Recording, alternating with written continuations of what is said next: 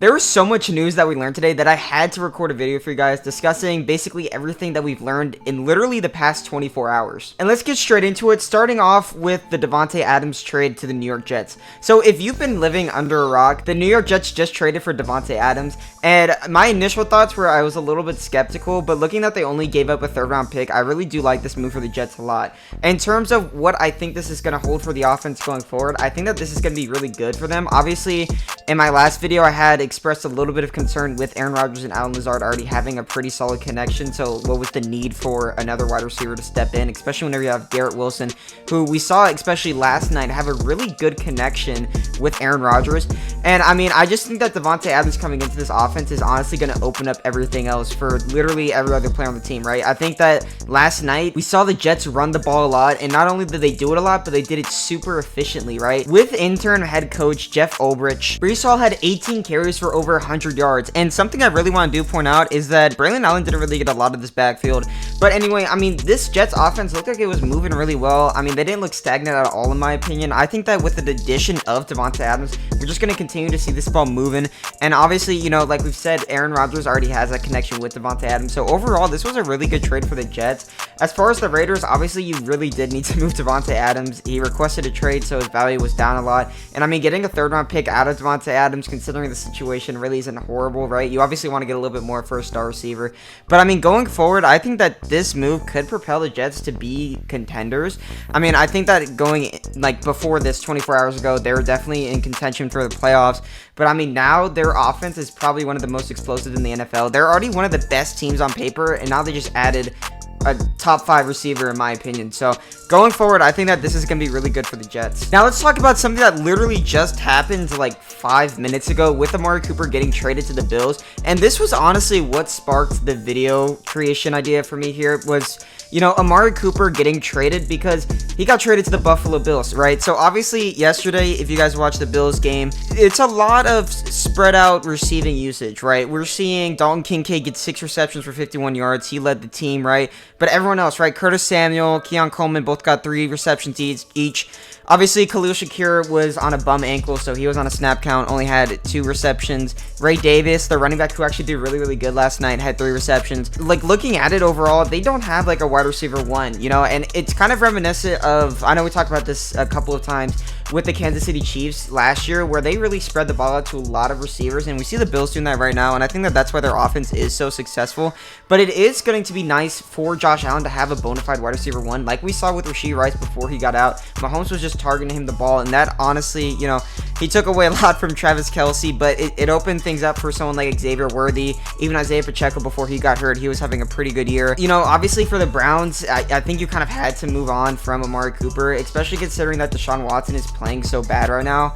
It does concern me a little bit for Nick Chubb with his injury. You know, obviously he's coming back, and this offense is looking like it's probably at the worst in like forever, right? I mean, Deshaun Watson's probably one of the worst quarterbacks in the NFL right now. They probably should honestly give Jameis Winston a shot. And I just think that going forward, right, Nick Chubb is probably going to see a little bit less production than what we were projecting, just because their offense is going to be so bad. Even though we already knew it was going to be bad, I think it's going to go down like ever so slightly for Nick Chubb. If anything, though, he could potentially get more carries in this backfield. But I think that, you know, just going forward, this was a really good move for the Bills. I think for the Browns, it was kind of like a move where right now they're not getting better or getting worse. Like, you could say they're definitely on the decline, but they're not. Their players aren't bad, right? Amari Cooper is definitely an all-pro player.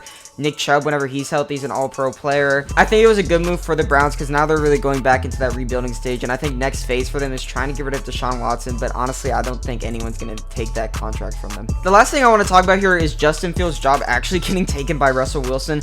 So, obviously, if you lived under a rock, once again, we did see that Russell Wilson was hurt for a very long time, and Justin Fields actually led this team to a 4-2 record, right? Was it due to their passing game? Not really. They actually ranked 28th in total passing yards at 167. Their rushing yards, 131.5 points per game. That's 9th in the NFL. A lot of that has to do with Justin Fields as well, though, as we know, he's a scrambling quarterback. And I got to be honest with you, with Russell Wilson getting first-team reps and playing against the Jets most likely, I kind of expected this from Mike Tomlin. He definitely seems like a head coach who's going to go with the more experienced guys, especially in a situation where they're in contention for the playoffs, right? So, I mean, overall, do I think that this was the right move? I mean, I would have probably kept Justin Fields in for a little bit longer just because they're 4-2 right now. Obviously, you don't want things to crumble and fall apart because that would absolutely crush your dreams of making the playoffs. Overall, I think that Russell Wilson's probably going to help the production of someone like George Pickens. I think that we're probably going to see him get targeted more. Pat Freiermuth is someone else I'm thinking of right now. And other than that, like, maybe Calvin Austin, I believe that's his name.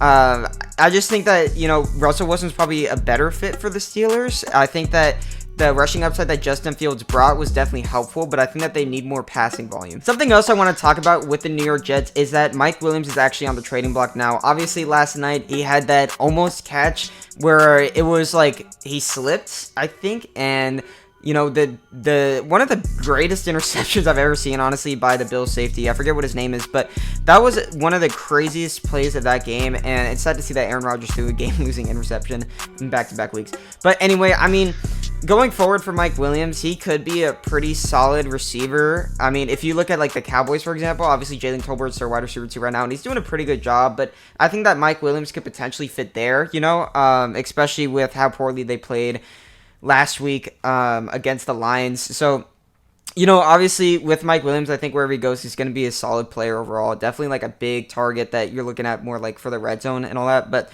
yeah, I mean, overall, that's just kind of what I think of these moves that just happened. So if you guys like the video, make sure you guys hit a thumbs up. I really do appreciate it. And, you know, it'll obviously tell me what you guys think of these videos. And make sure you guys subscribe if you're new around here. I'm probably going to start posting a lot of these news type videos just because they're shorter. I know my other videos are a lot longer. So this one should be around 5 minutes long. So I hope you guys enjoyed. And if you did, make sure you guys check out everything in my description as well. And yeah, I'll see you guys in the next video, hopefully maybe tomorrow. I don't know. I'll let you guys know.